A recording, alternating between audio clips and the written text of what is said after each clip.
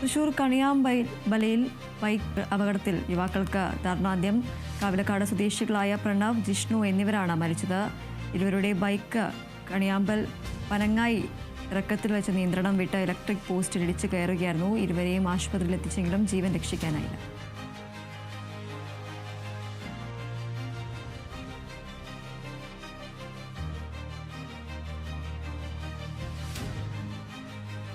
Thrissur കണിയാമ്പലിലാണ് bike അപകടത്തിൽ യുവാക്കൾക്ക് ദാരുണാന്ത്യം സംഭവിച്ചിരിക്കുന്നത്.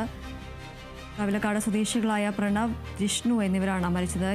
ഇവരുടെ ബൈക്ക് കണിയാമ്പൽ പനങ്ങായി ഇറക്കത്തിൽ വെച്ച് നിയന്ത്രണം വിട്ട് ഇലക്ട്രിക് പോസ്റ്റിൽ ഇടിച്ചു മറിയുകയായിരുന്നു. ഇരുവരെയും ആശുപത്രിയിൽ എത്തിച്ചെങ്കിലും ജീവൻ രക്ഷിക്കാനായില്ല.